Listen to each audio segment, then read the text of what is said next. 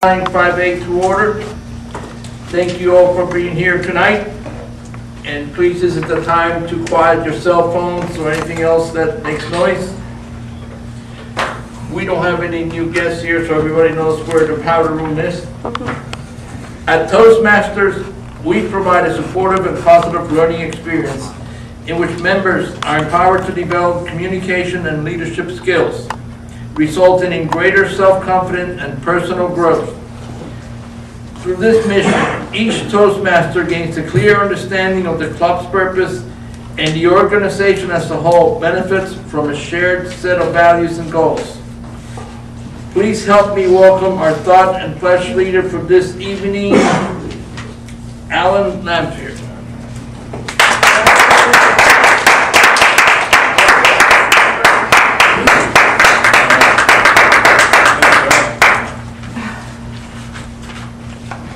Okay. Leadership. There are many different theories and beliefs and opinions on what is leadership. It has been described as a process of social influence in which one person can enlist the aid and support of others in the accomplishment of a common task. Another way to describe a leader or leadership may simply be to say it's somebody who people follow, who guides and directs others, someone who can organize a group of people to achieve a common goal. No matter how you define it, leadership takes confidence and communication. Here at Toastmasters, we provide an excellent opportunity for members and encourage others to help build self-confidence and improve overall essential communication skills. And now it's time for the pledge. I pledge allegiance to the flag of the United States of America and to the republic for which it stands, one nation, under God, indivisible, with liberty and justice for all. And here is John to tell you more about the word of the day. Mr. President. You're such a good man. Thank you, everybody, for coming out tonight. We're certainly very excited that you made it here. And it's going to be a really unique night, and looking forward to it. We are called the facilitators for 3 reasons. We are sponsored by the Central Florida chapter of the American Society of Training and Development, the premier organization for professional facilitators. It is open to all. A good facilitator needs to be a strong communicator and an effective leader, and Toastmasters is all about communication and leadership. To facilitate means to make things easy and possible. And we want to make things easy and possible for you tonight. Hopefully it will start cooling down here soon. Is this the beach party thing? Some orders of business before we get started, and some very important ones. You have a leadership manual and you're in a leadership role. Please make sure you get that to somebody so they can sign off on it so that you can move forward in your Toastmaster journey. June 11th. We are going to have elections for the next 6-month term. And Gail, I need your help on this question. Do we need a chairperson for that? Depends what date are we having? June 11th. It is June 11th? Mm-hmm. Then yes, I'll be out of town. So I will secure a chairperson. I can do it. Okay, because you know. To run the elections, Mhm. yeah. Okay, thank you, Toni. Then, June 25th, we'll have our 6-month banquet where we hand out our awards and we put the new officers into order. We're going to need a chairperson for that. But anybody like to, and I can tell you this, I will be your right-hand man the whole entire time. And I know Sarah's going to help, everybody's going to help. Yeah. But we need a chairperson. Would anybody like? Really? Thank you, Micki. Which leads me to the next order of business.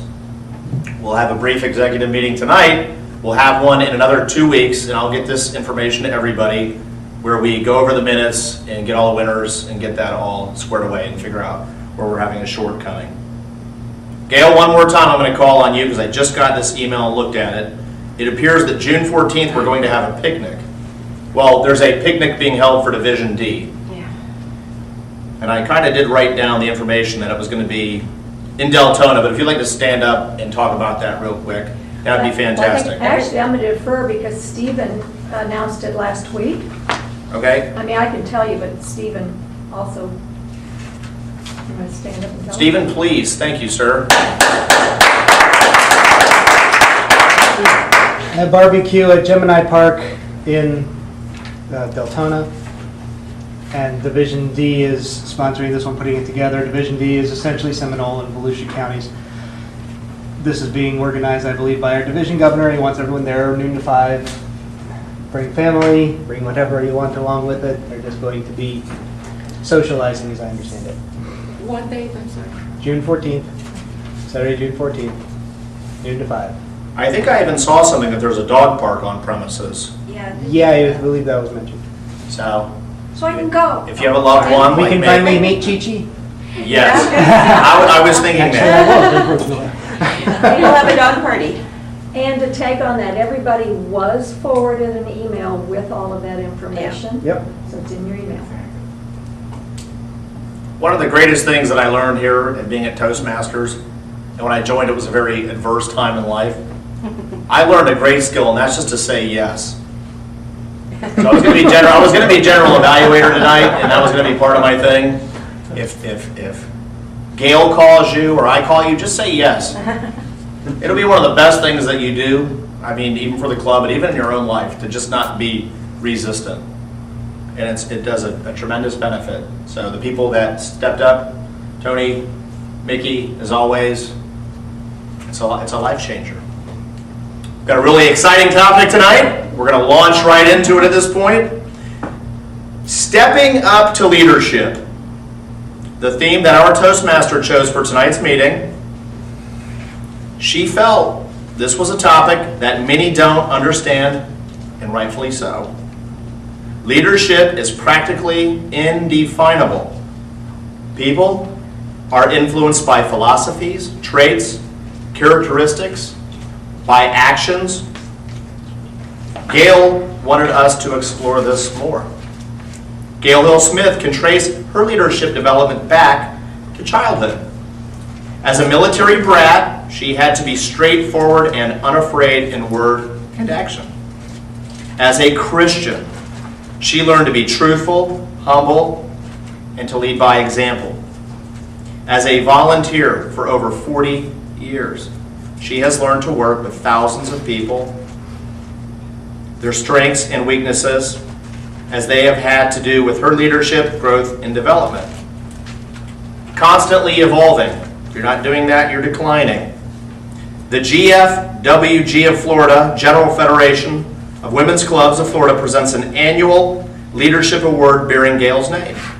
A simple legacy that she is proud to leave for other volunteers to learn from.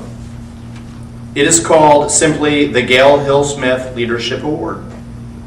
Let's give a warm welcome to Distinguished Toastmaster Gail Hill-Smith, as she approaches the lectern.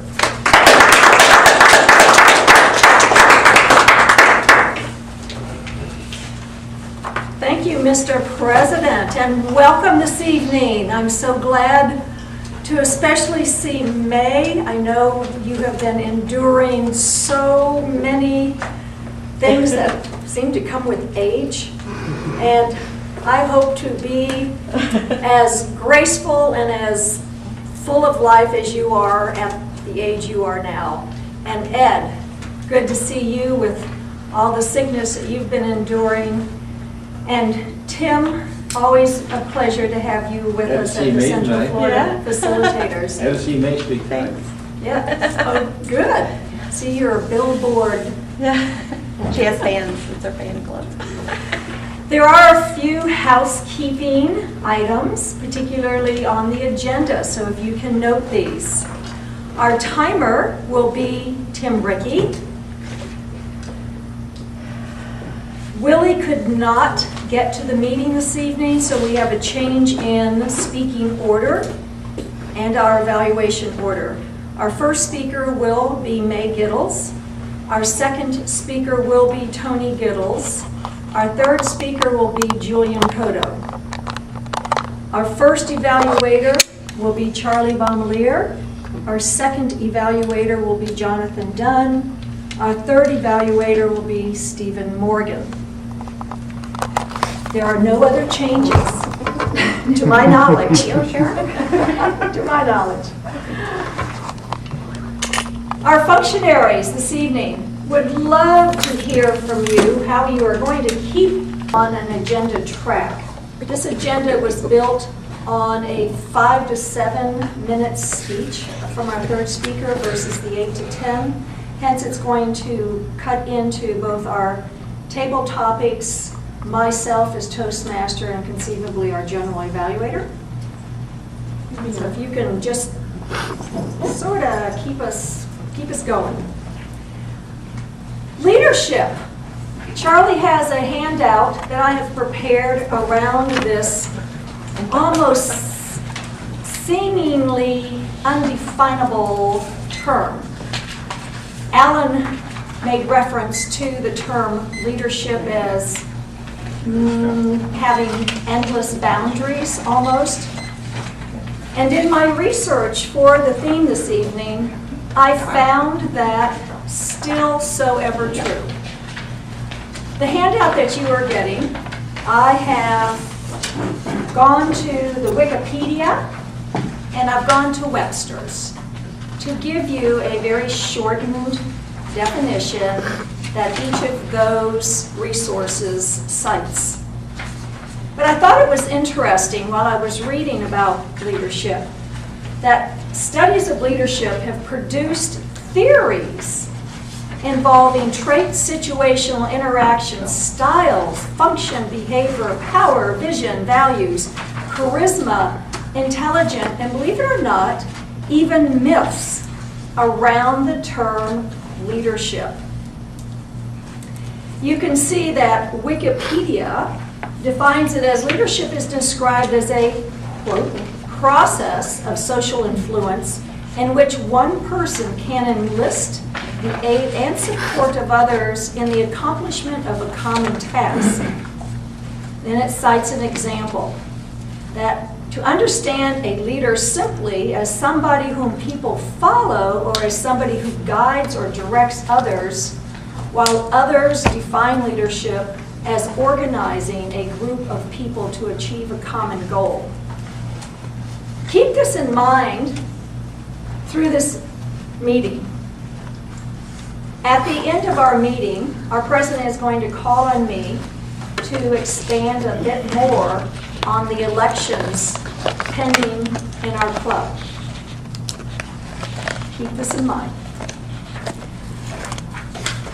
In addition, there are numerous references, sightings, books, studies, etc. around leadership, making it very hard to define. This handout, if you wish, will lead you to additional resources. And I'll discuss one of these in a moment. But I would like to get this meeting rolling as far as our speakers are concerned. I'm so excited to introduce our first speaker. As she is coming forth, I too would like to have you come forth. Okay. To also circle up and around. May does not have a real strong projecting voice. Our timers and They're probably timer, okay. I think you're okay. Yeah. But Ed and Jonathan, and possibly even Stephen, you can come a little bit closer. Some of you know this, many of you don't, because many of you are fairly new at Central Florida Facilitators. May Gitles is a former member of the Central Florida Facilitator Toastmaster Club. She presented her icebreaker 7 years ago at the young age of 90. She presented her second speech 2 years ago on her birthday. At her daughter Toni's insistence, she is here today, 2 days before her 97th birthday, to present her third speech from the Basic Communication Manual titled 97 Isn't Like 87. Help me welcome May Gitles.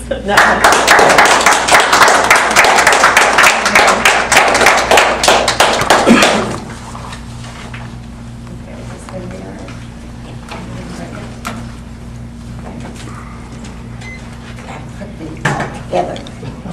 Okay, whenever you're ready. All right, what's my greatest fear? I guess I'm living it. 97 isn't anything like being 92. And 92 isn't anything like being 87. Life can throw you twists and turns as you get older. Madam Toastmaster and friends. I thought it was the worst thing when my daughter suggested in 2004 that it wasn't safe for me to drive anymore. Okay, so I had a few, this isn't a tongue twister. Okay, okay. Okay, so I had a few little fender benders.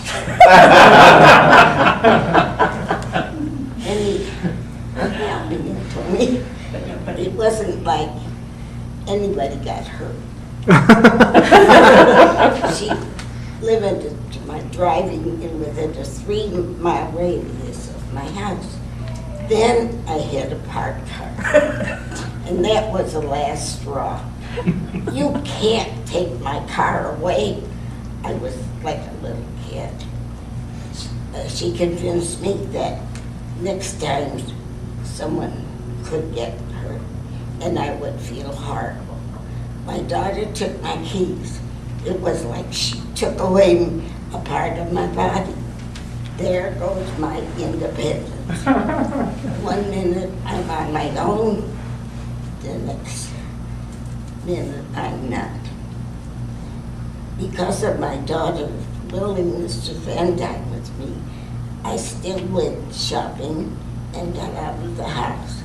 I guess after 10 years, she feels a lot like the movie Driving Miss Daisy. There's no handy form of transportation to take me any distance. I was 87 years old when I started having balance problems. I fell quite a bit, and I reluctantly gave in to use a cane and then a walker. At some point, I accepted that life had changed for me. It's hard. I was very resistant. I didn't realize how hard. Here, right here. Right here. I didn't realize. I didn't realize how those falls affected me and how serious it could be. Mostly, I fell and knocked out my 2 front teeth. No, I guess that, I'm not a kind of knocked out my 2 front. I guess that's kind of funny now. Then I fell and dislocated my shoulder. Then I fell and broke my ankle. And I couldn't walk for 7 months. That wasn't fun. It was unbearable. Then something very serious happened. I was hospitalized and almost died.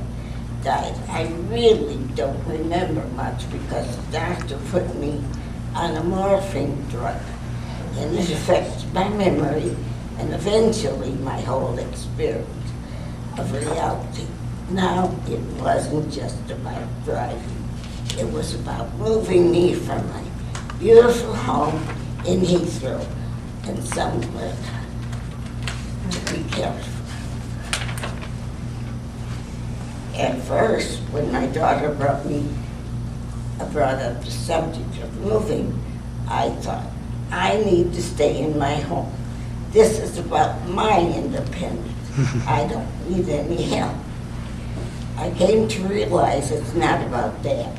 It's a deeper issue. People get attached to their homes.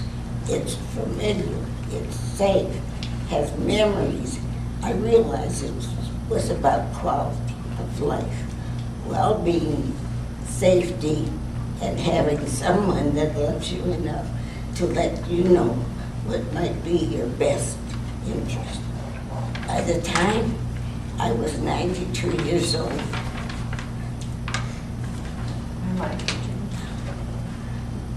life had changed dramatically. I finally had some perspective that I didn't have at 87. It sounds like a funny thing to say. You can't keep the same quality of life at 87 as you had at 82, or at 92 as you had at 87. And now, as I approach 97, it's not the same as 92. You wish it wouldn't be that way. But if you live that long, you eventually have to adapt and live those past, or how things used to be. The doctor says I have mild dementia. I'm determined to prove him wrong every day. I play poker, rummy cube, and bingo as much as possible. I also read and work puzzles.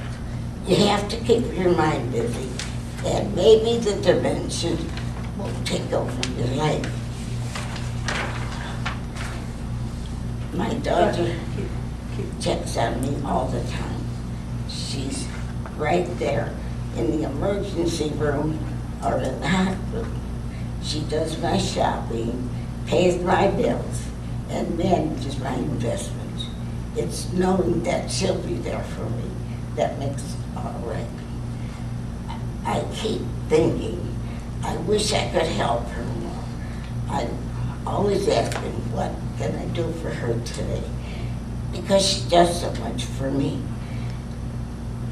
So I tell her I love her.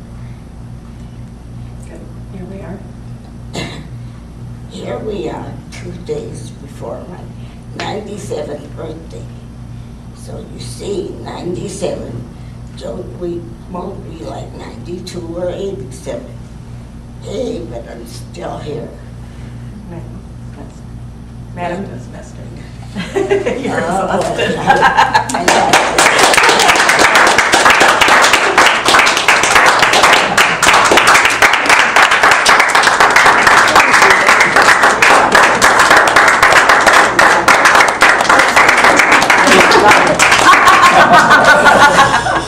Okay, honey, over here. You good? Good job.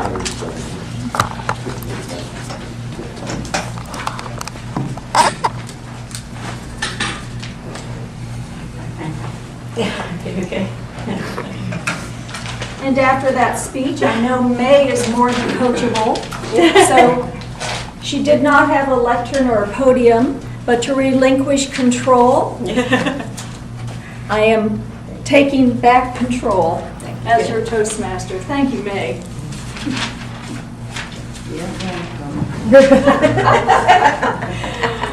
Was that sarcastic? No.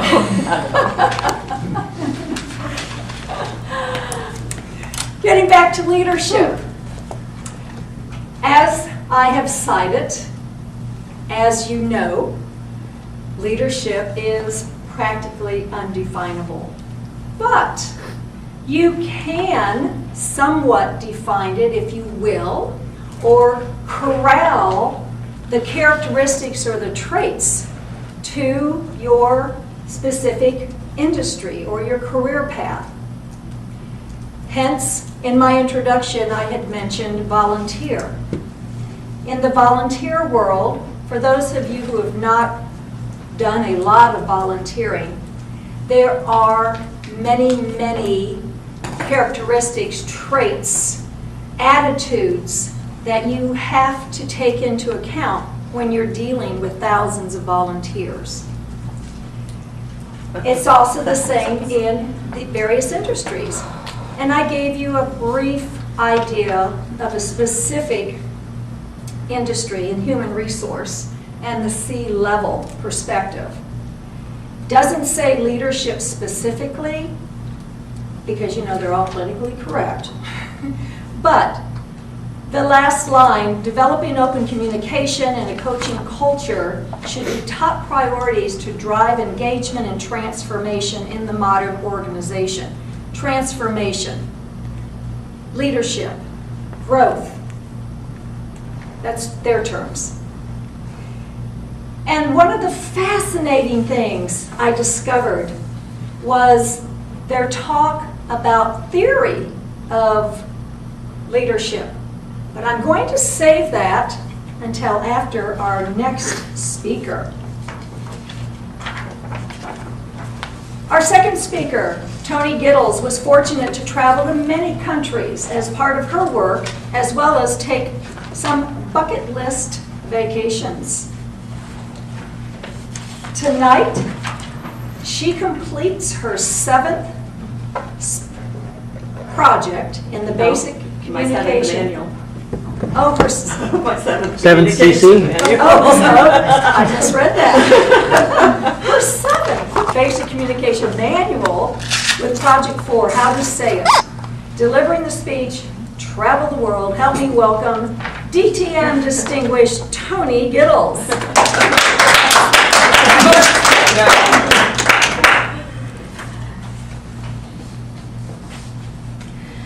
Have you ever taken a helicopter ride in Alaska and landed on a glacier?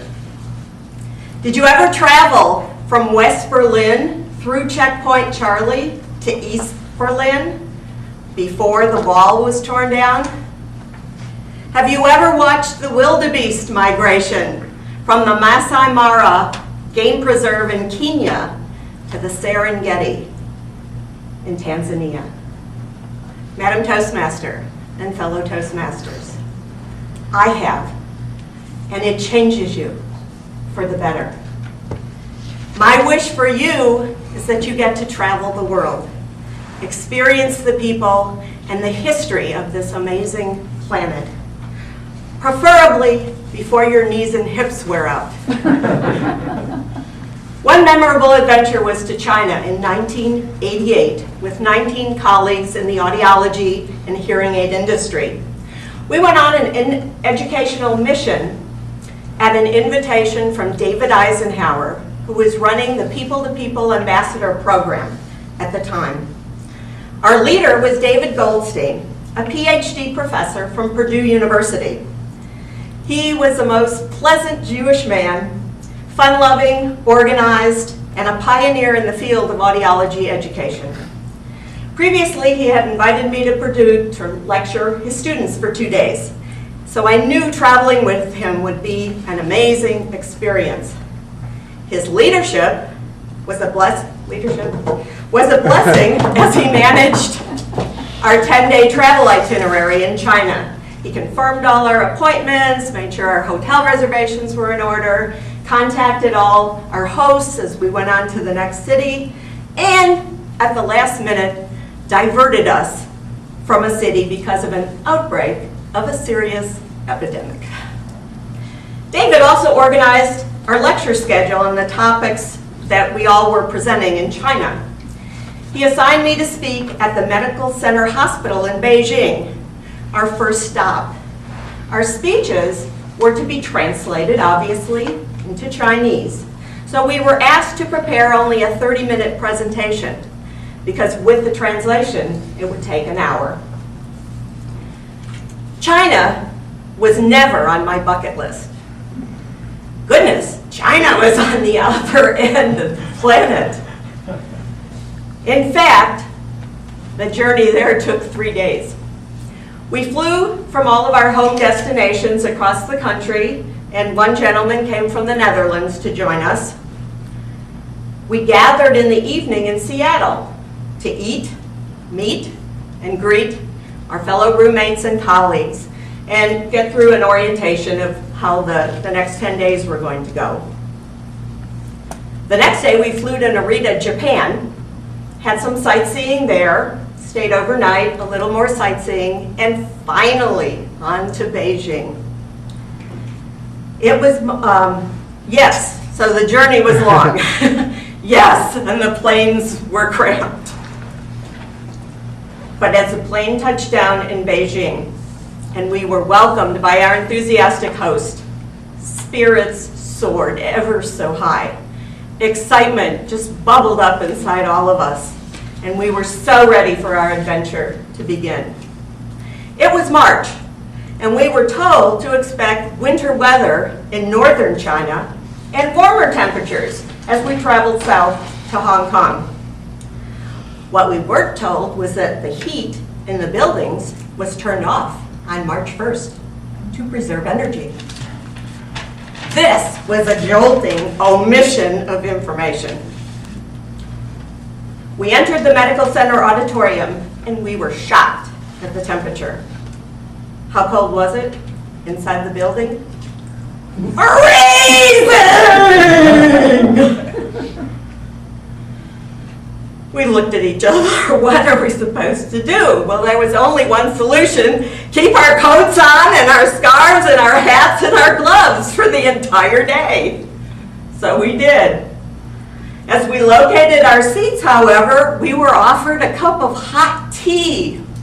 Yes, hot tea. We shall be saved. However, by the time we took the first sip, it was lukewarm tea. And by the time we took the second sip, it was iced tea. Seriously, freezing! There was work and then there was sightseeing. The visit to the Great Wall of China, you have a handout in front of you, was the most spectacular life experience. We boarded our bus at the Holiday Inn Beijing. Yes, the Holiday Inn Beijing. And traveled several hours.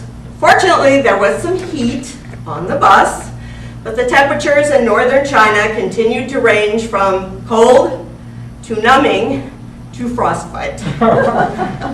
We got a bird's eye view, if not a shocking view, of the area. Poverty, polluted waterways, and pretty sad living conditions.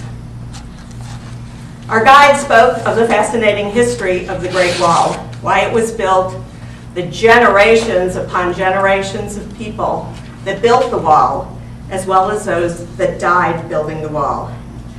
Eventually, we were near our destination. Get ready, around the curve ahead, we would catch the first glimpse of the Great Wall. Caramba, dudes! My jaw dropped. This was one of the most stunning, spectacular, and sweeping visions I have ever seen. The rolling and sometimes steep hills went on for infinity. The wall draped the hills like a snake slithering over the ground. It was panoramic. It was expansive. To me, it was one of the great wonders of the world. Then we approached the parking lot, and there wasn't much to see except a huge concrete parking lot and a store and a sign that said, Great Wall Souvenir Shop. Oh my God, did that look out of place? But we went in, and it was warm inside, so we shopped. And we found out firsthand, commercialism was alive and well in China. Inside, you could buy a t-shirt that read, I walked on the Great Wall of China. Well, I passed on the t-shirt. Shortly, we left to explore the Great Wall and do our photography. OMG, dudettes. I walked on the Great Wall of China. Note to self, go back and buy the t-shirt. In conclusion, my advice is that you must travel and see something that is amazing, that is historic, that is mind-boggling. If you found my story interesting, I suggest you go to Epcot this weekend, to the China Pavilion. Hopefully the 360-degree movie of China is still playing. Would I go back to China? I don't know, there are things about the bathrooms and their ideas of toilets I didn't get to share with you. I am, however, certain it is still the adventure of a lifetime. Madam Toastmaster.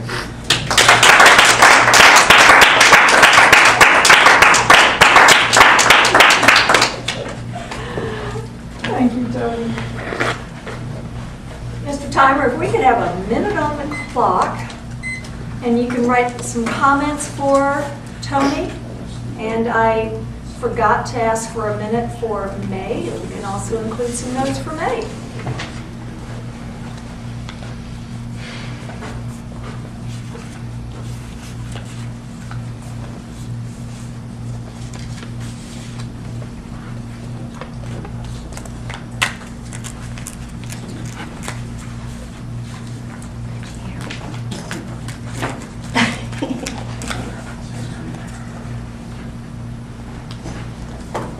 Thanks for joining us, Ed. Oh, bye-bye. See you next week.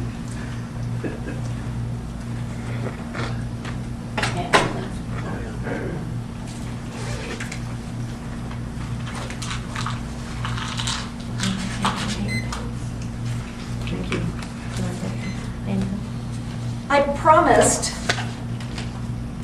to tell you a little bit about what I thought was extremely interesting in my discovery of ground leadership. In your handouts on the first page, you'll see that I included integrated psychological theory. Well, in the 40-plus years that I have developed and been evolving and continue to seek out my strengths as a leader, I felt that this was right on. An integration of the strengths of not only the older theories, but it was a foundation for this author, James Skiller, to develop what he called the 3 levels of leadership model. And you'll find that summated on the second page. I'm not going to go into it. But the integration of the different facets of leadership, but to break it down to the psychological, and when you stop to think about it, really, isn't that what leadership is about? To influence, to model. I'm going to read up more about this, and I encourage you to, because he has broken it down, like I say, into 3 levels. Public, what he defines as public leadership, private leadership, and personal leadership. I think I can best equate that so you can understand here in Toastmasters. I think you have different ways of approaching your communications, and you'll find as you evolve and continue in your leadership track and in Toastmasters, that you also will have development as a leader in the executive committee, as a leader in the district level, and if you go on, leader at the international level. Our third speaker, Julian Cotto, has been a Central Florida facilitator for over 3 years. He joined the facilitators after attending a speech contest where Stephen Morgan, Tim Chastain, and Jessica Guthrie, Schlink at the time, competed. After witnessing such magnificent performances, he said to himself, I have got to surround myself with those kind of people. Since he joined this club, he has grown in his speaking abilities more than he ever imagined. Tonight he is doing an impromptu speech titled, Why Do You Think That? Help me welcome Julian Cotto as he answers, Why do you think that?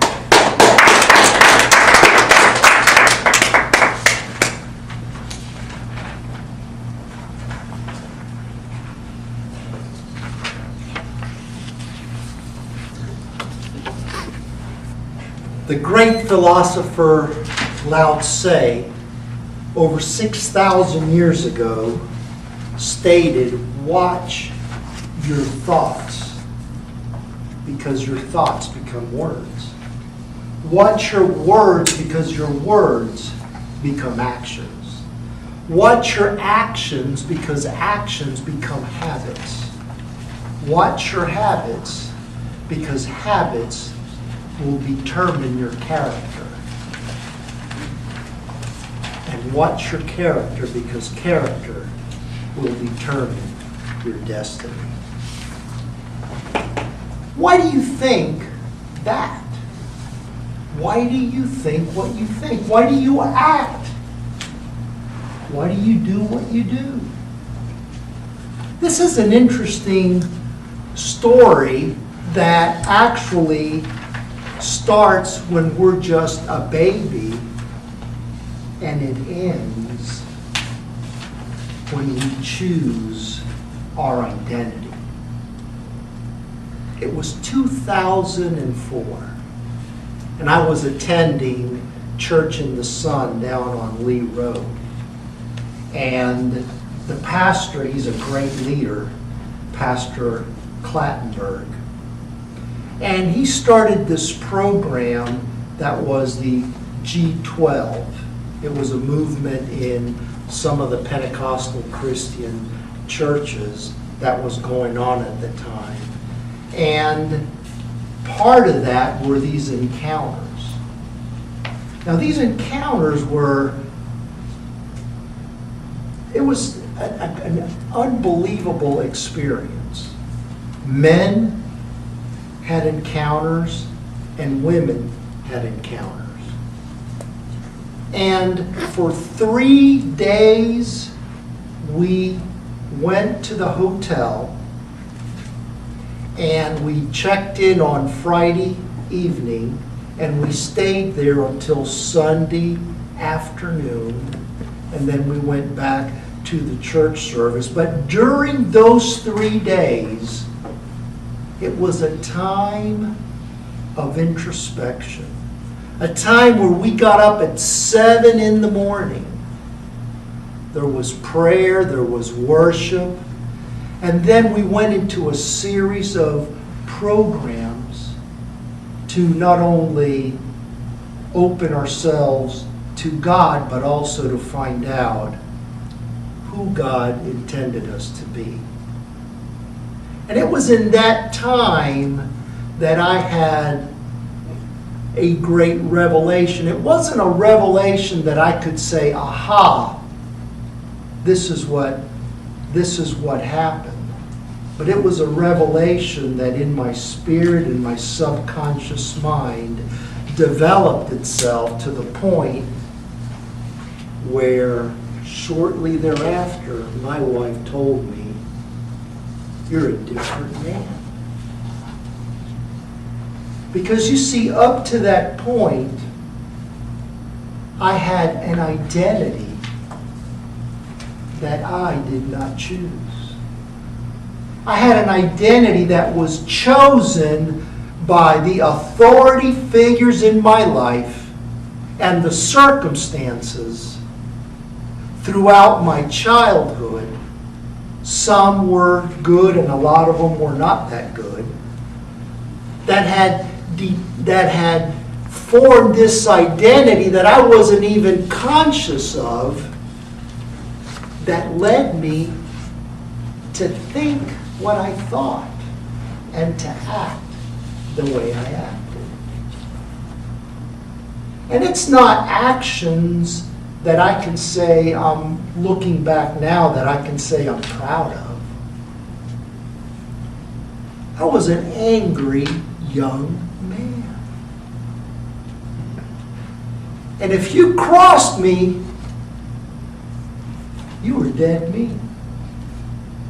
If you were a waitress at a restaurant and you were late with my food, by golly, I yelled and screamed and I told the manager about what a poor job that poor woman or man did even though maybe there was 3 people out sick that day, and they were doing the best that they could. I'm not proud of that fact, but it was an unconscious act. Why do you think like you think? Why do you act the way you act? See, an unexamined life is a life that is deficient and weak. And you have to examine your life. Why is it that you're afraid to get up here and speak? Why is it that you lack confidence? Why? Why is it that you're afraid to pick up the phone and call somebody? Why is it afraid that you hate your job and you won't step out and do something else? Why is that? You see, an unexamined life is a life that'll lead you to frustration. Now, the famous psychiatrist Eric Berne stated that when we are first born, we're like an empty cup. And then everybody pours into that cup. Your parents, your authority figures, your teachers, circumstances. The world pours itself in your cup. And by the time you're 6 years old, you pretty much have a personality that was formed by everybody else and not you. And most of us, if not the vast majority of people, go through life in an unconscious state, acting out, reacting to what everybody put in your cup. And sometimes you have to stand back and say, is that who I want to be? Is that what I want to think? Why do I think that thought? Why did I choose that action? Why do I do what I do? Why don't I do something else? Why do I have to live in poverty? Why do I have to leave a defeated life? Why do I have to work at this particular job? Why do I have to do what I'm doing now?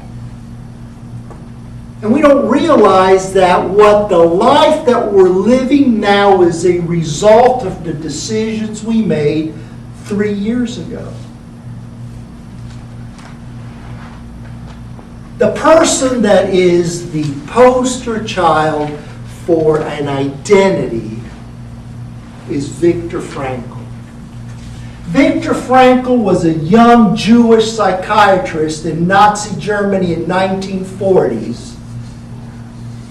And when he was in his late 20s, he was arrested with his whole family, mother, father, brother, sister, and young bride. And that was the last time Viktor Frankl saw any of those people. He was beaten. He was tortured. He was given a number on his arm and was never referred to by his name for 4 years until he was rescued in 1945. And Viktor Frankl wrote,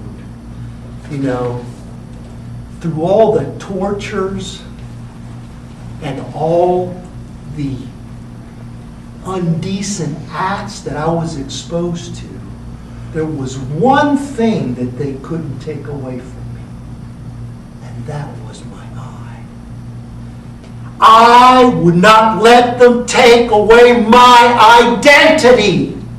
I am Viktor Frankl, and no matter what they do, they will not change who I am, because I have the right to choose a thought. And no matter what happens around me, I have the power to choose that thought. And it's in that power that lies freedom. Madam Toastmaster.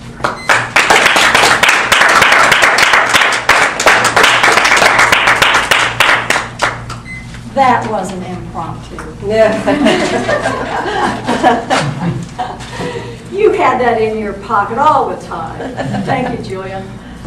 We could have another minute on the clock. So each of you can write a few words of encouragement for Julian.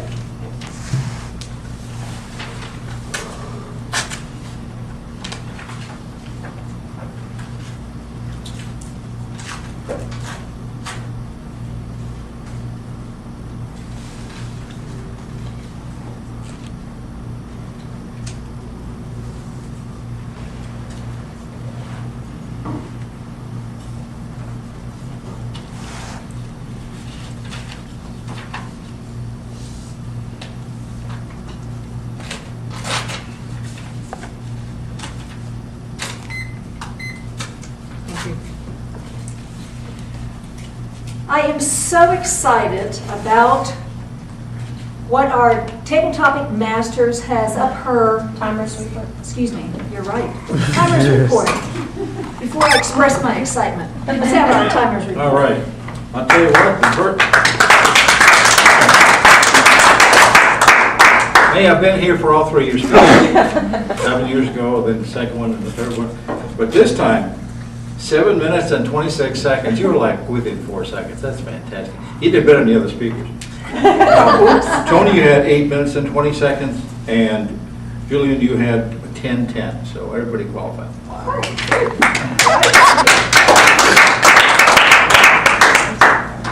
Because all 3 of our speakers qualify, cast your vote, please, and Alan will come around with his little red bucket and collect your comments and your vote. So while you are doing that, I would love to now share my excitement. You got 1 minute. Linda Earls has been honing her leadership skills in Toastmasters for 1.5 years and has received her Competent Leader Award. She notices how frequently leadership is mentioned in the job descriptions she's considering. She is hoping that tonight in our table topic session will help everyone incorporate the best attributes of great leaders in their own repertoire. Give it up for Linda Earls, Competent Leader.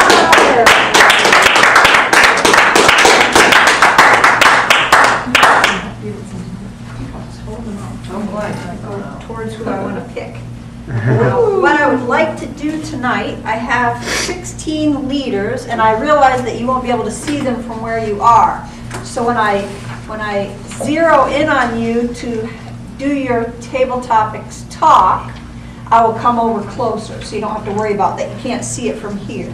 But what I would like you to do is pick one of these folks, and I'll give you, I won't narrow you down too much, but you might do something like pick up some of their leadership skills rather that you admire and say how you could use them in your life, or you might want to discuss putting that person in a completely different atmosphere, such as you could have Gandhi be a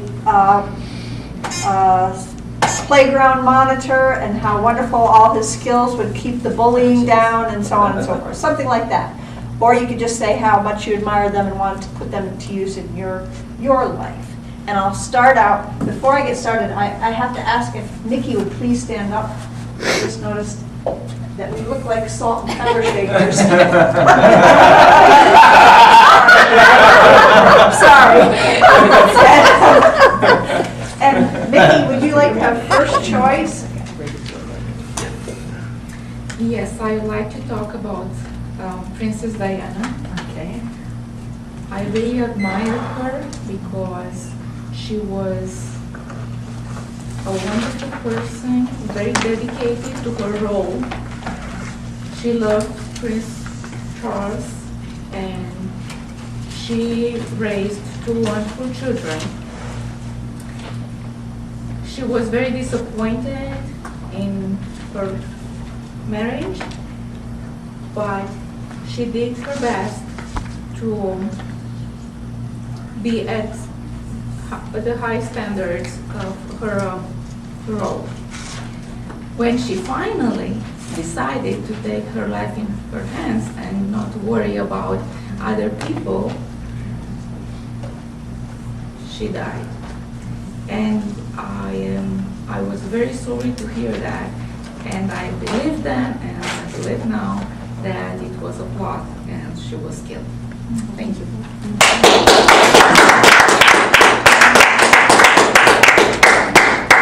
I'm gonna zoom over to Miss Gail.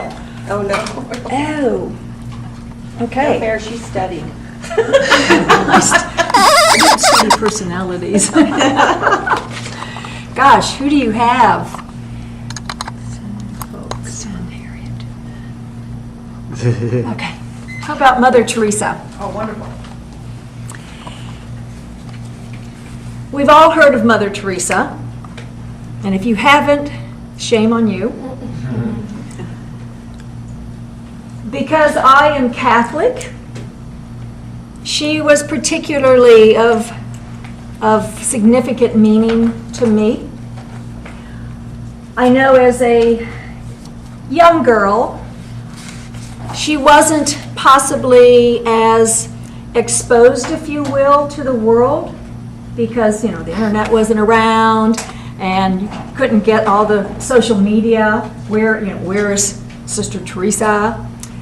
But in the Catholic Church, we were made well aware of her presence and the impact that she had on the poor and on the impoverished.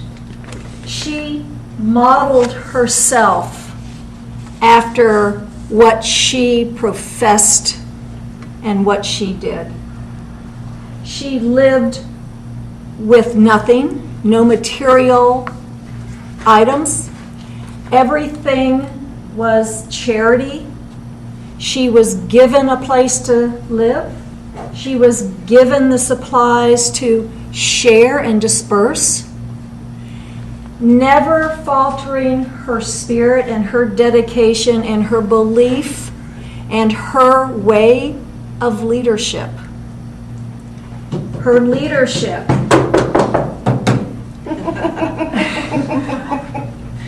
It follows her. It is her legacy of what she did in the world, practically single-handedly. The passion that she had, the belief in her God that she had, never faltered. Hence, my admiration for Mother Teresa.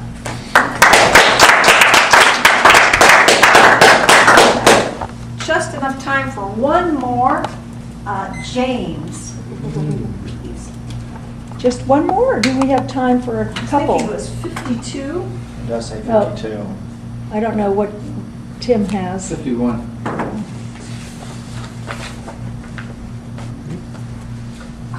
Thank you, Madam Table Topics Master. I will choose Winston Churchill. It interests me, he interests me, because of the aptitude the man had from early on in life. He came from a very politically influential and capable father and family. He was extraordinarily bright and well-connected. And his first major mission failed. He sent people from the United Kingdom and the Navy to their death after he was told not to do it. His arrogance, his self-confidence, his self-assurance went so far to the point that others died. He lost his position in government, as well he should have. He's a leader because he came back. He learned, he grew, he instilled humility into himself, which was a key component that was sorely lacking. After he had that final component, he contributed greatly to the progress that we achieved in World War II.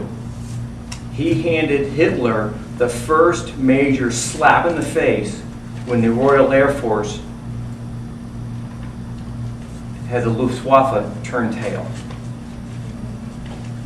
He worked wonderfully with the United States of America from then on, and he, in my mind, is a significant leader. Thank you.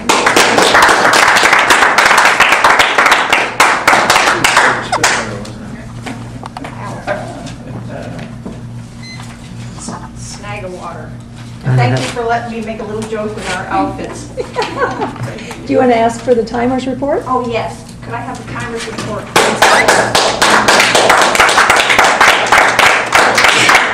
I now know that the word of the day is leadership because I heard it mentioned a few times. All right. Micki, 1 minute exactly. Gail, 2 minutes and 8 seconds. And James, 2 minutes and 2 seconds. Everybody qualifies.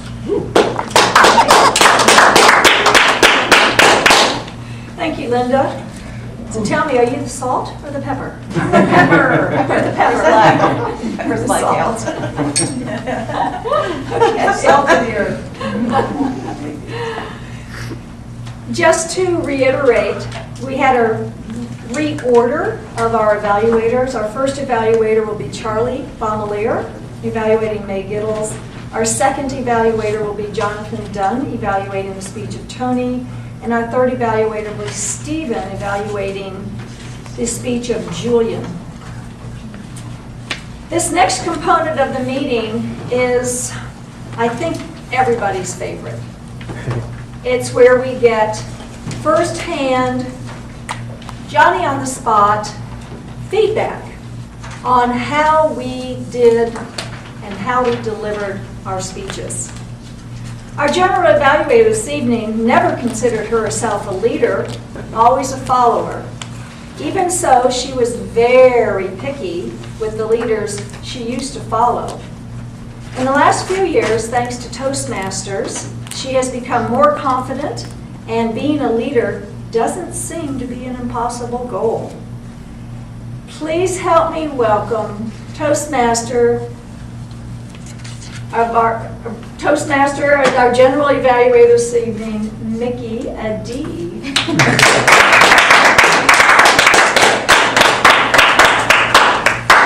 Hello, everyone.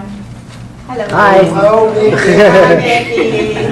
I am very happy to be here and very concerned with my evaluation of the meeting because I am tired already. Before we start, let me tell you a few words about my role tonight. My role is to evaluate the meeting in general. I will call for reports from the speech evaluators, timer, grammarian, and counter. Next, I will comment on the quality of the evaluations given to the evaluators of the prepared speeches and table topics. Now, our first evaluator believes that a sure way to help yourself improve is to helping others improve themselves. Evaluation is a great way to help those that want to improve in their speaking ability. Constructive criticism is a power and tool to see how one can improve. Please help me welcome our first evaluator, evaluating May's speech, Charlie Baumelier.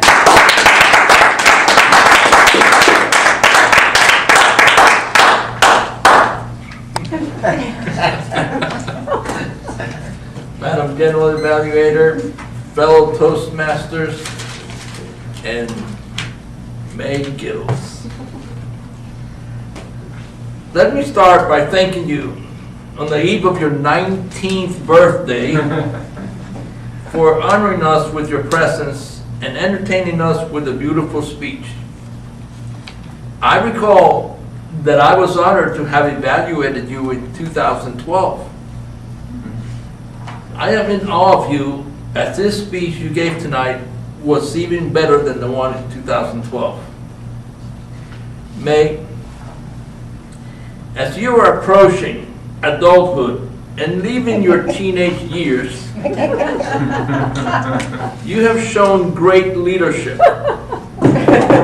especially to your little daughter that is so very proud of you, as are we all. In this room, I can say we're all very proud of you. Remember, the speech you gave tonight was the last speech as a teenager.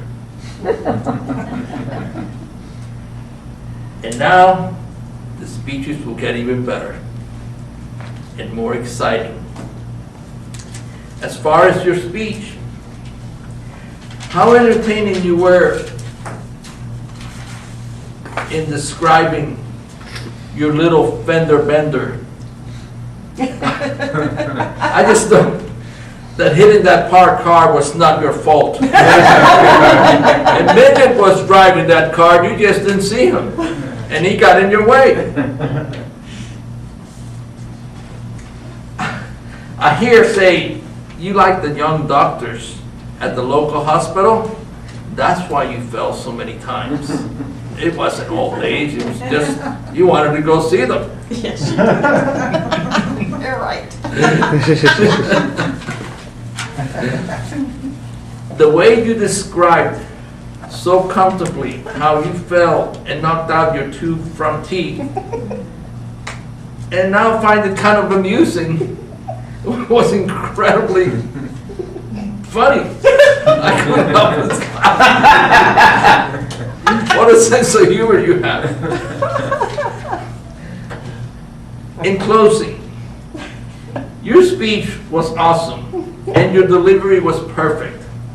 I can say for all of us in this room that we are blessed to have you here tonight. And by the way, I love the image you gave us about driving Miss Daisy. I can picture Toni in a uniform with a hat. Where are we going tonight? Should have won. May, I am in awe of you, and thank you for this great speech. Madam General Evaluator.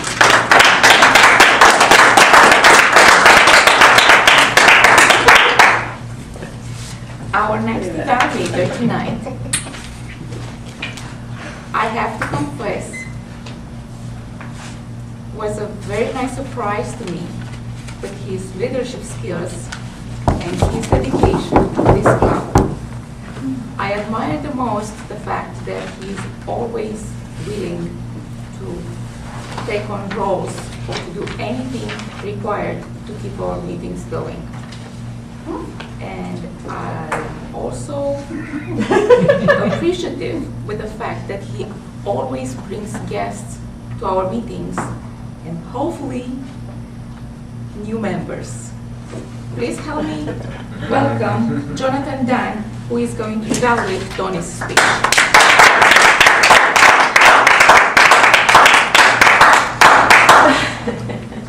Have you ever traveled in a helicopter to a glacier? Went through Checkpoint Charlie? Have you ever had to stand up here and evaluate somebody that you totally idolize for their speaking talents? Fellow Toastmasters, we don't have any guests, and most specifically, Toni. Thank you for taking me on a travel around the world.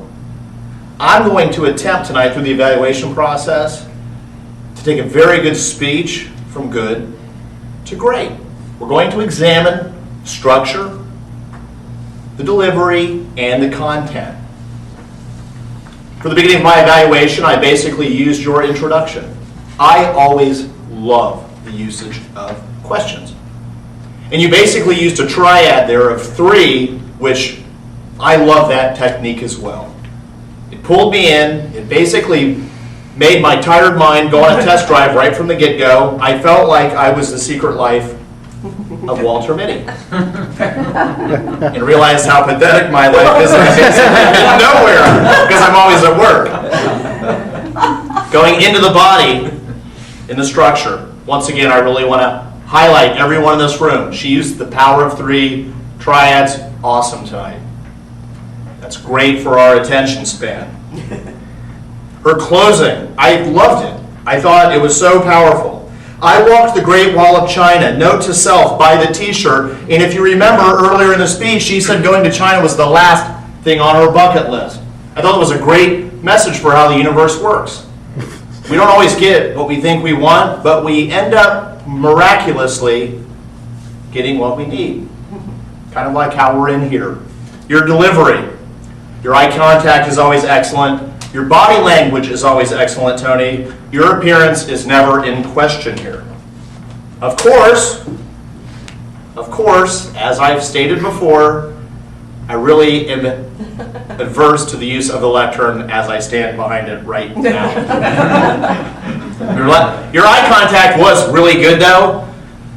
And it may have been because I was stuck in my evaluation. I felt like you could have probably stayed on certain people a little bit longer as you moved through a thought and created a little bit better intimacy.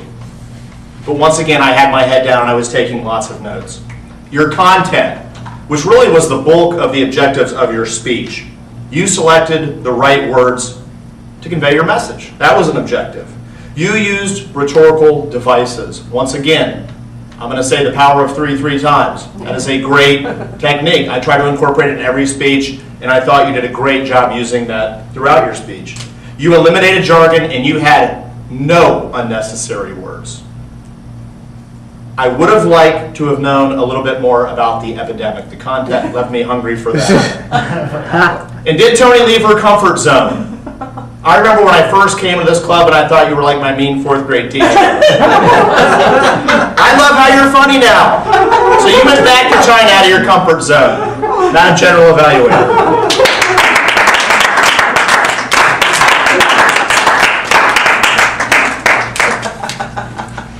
Our next evaluator has been the recipient of many evaluations during his 15 years in Toastmasters.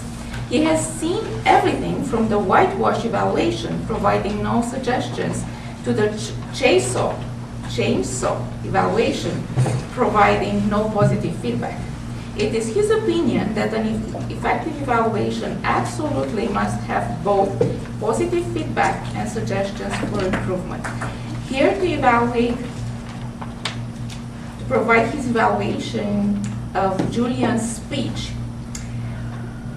please welcome one of the best evaluators I have ever met and a great leader, at least in our Toastmasters world, Advanced Toastmaster Gold, Stephen Morgan.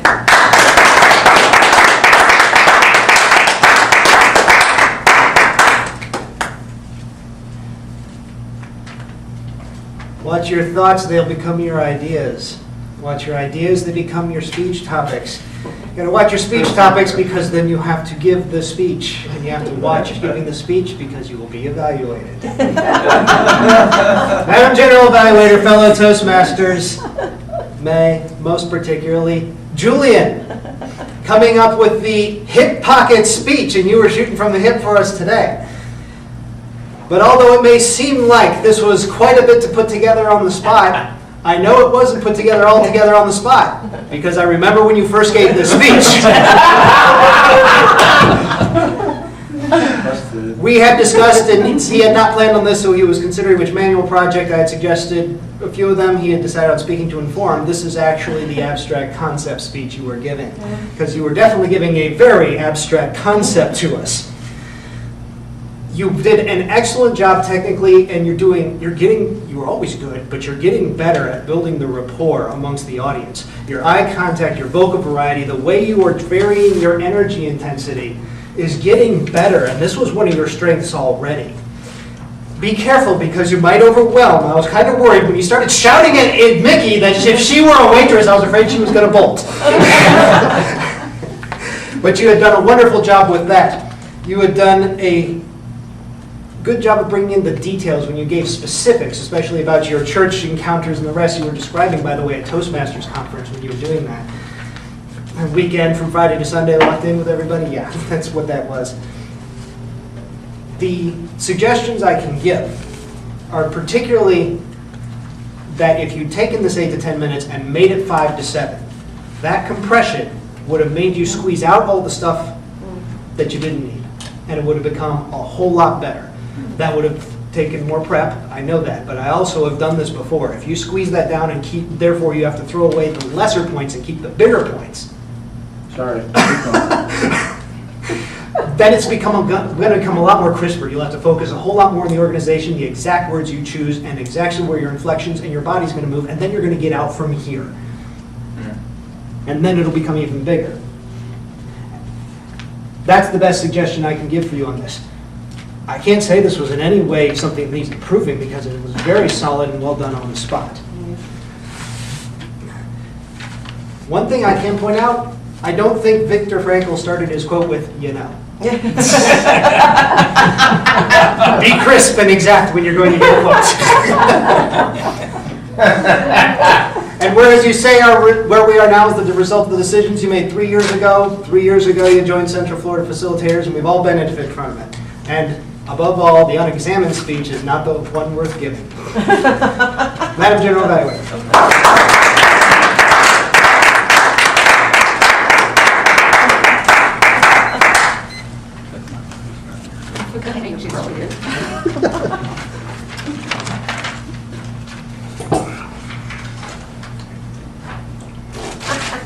Quick question. What do I do now? I ask for functionary reports? Or Timer report, then the functionary reports, yeah. All right. You know, when somebody walks into the room when we're doing a speech, that's considered a no-no, but messing with the lights when we got... That's all. Green, yellow, off, where am I? Sorry about that, Steve. All right. Charlie had 3 minutes and 12 seconds. Jonathan, 3 minutes and 27 seconds. You cut it where? You cut it close there. And Stephen, I believe it was 3 minutes and 11 seconds.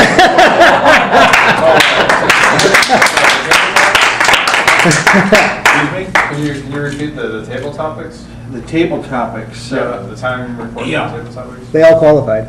Oh, they did? Yeah, they're all qualified. That's what you need to know anyway. now, if our accountant would like to tell us how we did tonight.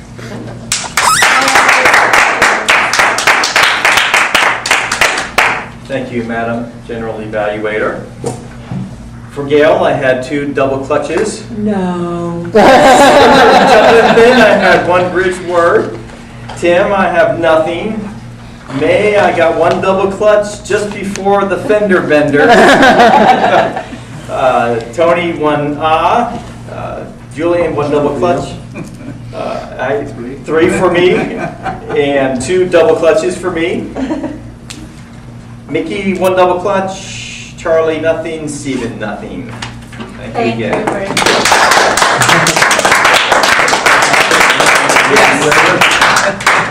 Now, if our grammarian would like to tell us about our colorful language tonight. Thank you, Madam General Evaluator. We're first going to see who used the word of the day. May, unfortunately, you're going to have a fine to pay tonight. I hope that's not a problem. He's a guest. That's right, sir. My bad. Toni used the word of the day. Julian did not use the word of the day. Linda used it. Gail used it. James, Tim, Charlie, Stephen, I didn't think you did, and I'm like, I can't believe that's possible, so I put a question mark. And then Micki used the word of the day. Colorful use of grammar. May, you could just take your whole speech, dunk it in yellow highlighter, and I could repeat it. But I love 97. Isn't anything like being 92. And 92 isn't anything like being 87. Was a little over my head as I'm only in my 40s, but it was really awesome. It was really. So I had a few little fender benders. Wonderful. I could have kept going. Toni, as I said in the evaluation, I loved it. China was never on my bucket list. And then that was wonderful. Julian, could relate to this one. I had an identity chosen for me by the authority figures in my life. That was great. Linda, we look like salt and pepper shakers. Tremendously observant. Thank you, Madam General Evaluator. Could add a little spice to the meeting. Oh, good, Larry. Now, before I tell you a few words about the meeting, I would like to thank May for giving the speech tonight. It was impressive. I am honored to listen to your speech. Thank you.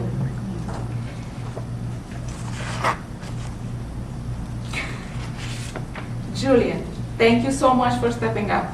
It's not a small job to do an impromptu speech. It is difficult for us to do a table topics impromptu speech.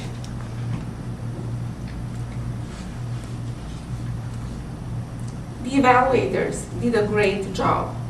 Jonathan, great evaluation as always. Stephen, perfect from my point of view. Charlie, thank you so much. You are so wonderful, and I do appreciate your evaluations. They are very warm, coming from the heart, and on the topic. Now, a few words about the meeting. The meeting started on time, and it looks like it's going to end on time.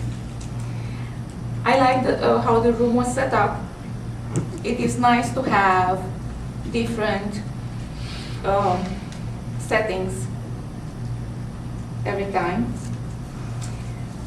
I appreciate the fact that I want to congratulate Gail for making the best of this situation with so many changes in the agenda, with so many people not being here. And I want to thank all our members for stepping up and taking roles tonight. It is a wonderful relationship in this club. We are very close to each other. Looking at the agenda, I have only one suggestion. Between the table topics and the general evaluator, there is 5 minutes interval, which is, I think, too long. It should be maybe 2 minutes. That way, it would allow us to ask more questions during the table topic segment. But otherwise, the meeting was great as usual, and I enjoyed it as usual.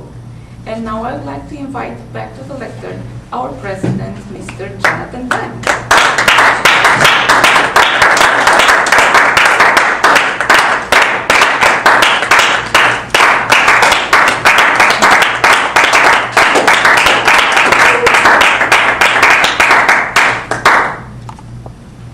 You guys are all awesome. Thank you for tonight. If you haven't voted for most improved Toastmaster, we've been kind of getting a little weird on our order of that. Make sure you get your vote placed. Get it to Mr. Allen, vote counter Lamphere. Let's talk about roles next week. Is this the sheet we ended up using and you transferred all the other stuff? Okay, great. We need a thought and pledge leader for next week. Would anybody like to step up and be the thought and pledge leader? Perhaps somebody that hasn't done it before. Am I on the schedule? Gail, you are table topics master. Oh, okay. I can do. Wonderful. I like the new sheet, by the way. So Willie Naranjo is the only speaker next week? Oops. Okay, we have places for 2 more speeches. For next week? Yes, Toni Gitles is Toastmaster, by the Can I way. say something? Yes, Julian. Yes. Next Wednesday, I'm leaving for Key West, and I will not be back until Sunday, so I won't be at the meeting. Eat your hearts out. I got an all-paid trip to Key West. Well, it's Good not job China, down but there. have a good time. At the No, my wife is with. No, I got everybody. I'll give a speech. Okay, Charlie will.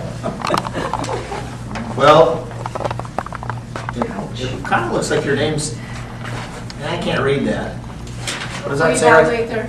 Yes, Mr. Chairman, evaluator. Okay, you're listed as an evaluator. Would you prefer to speak? I don't care, whatever you need. Well, we would love to see you. It's been a while since you've spoken. I think that'd be great.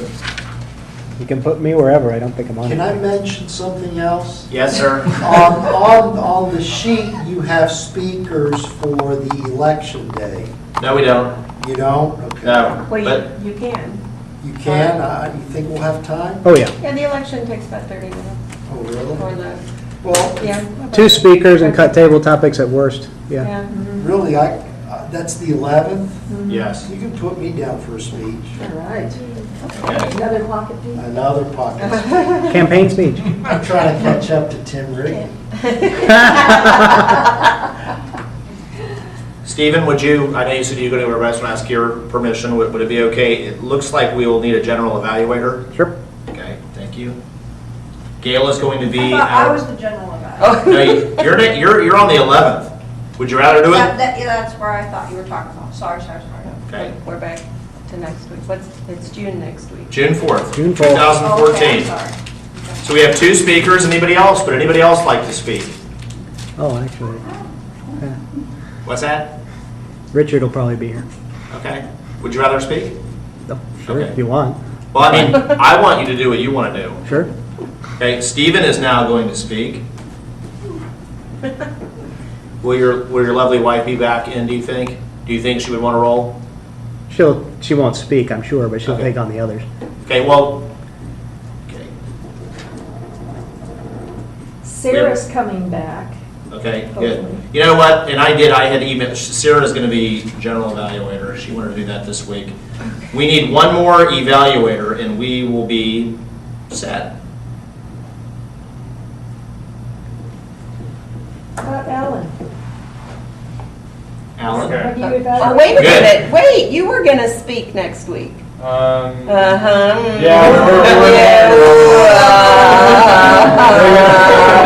You think my coaching's free forever? Yeah, either Yeah. I No, didn't that's say good. before that I was gonna speak, so. All right, speak up. Well, we have three speakers. We have three speakers. The meeting can accommodate 4, if they're 5 to 7. Oh, yeah, it'll be fine. 5 to 7. Is everybody 5 to 7? I'll do Yeah, it. I'll be 5 I'll to move it. 7. I'll move it along. Okay. Ooh, she's going to be getting As junky. long as we have enough people here. too. Willie, Charlie, Stephen, Alan. And evaluators. We'll put Sarah as general evaluator. I'm going to just tentatively put Susan as an evaluator. Do you think she'd mind? Yeah, she won't be comfortable, but definitely don't have her evaluate me. Okay. I won't. Let's see. I'll be an evaluator again. Grammarian. The speakers are Willie, Charlie, Stephen, Alan. Willie, Charlie. Birthday to you. Happy birthday to you. Happy birthday, dear May. Happy birthday to you. And many more.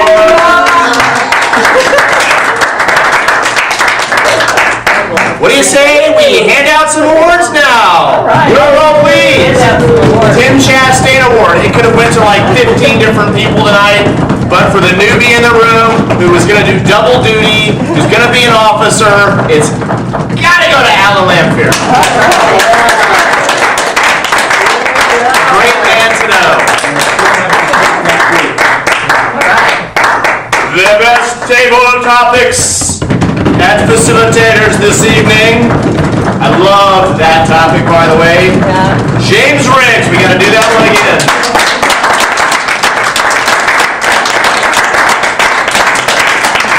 Need your word machine. Oh, wait, don't go anywhere. Most improved. James Riggs again.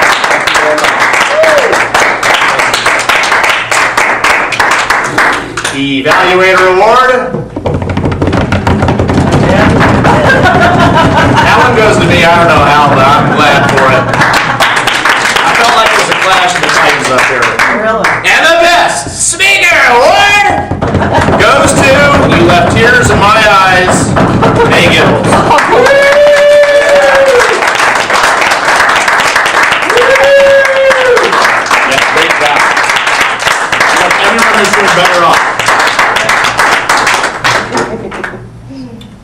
Ladies and gentlemen, great job this evening. Meeting adjourned.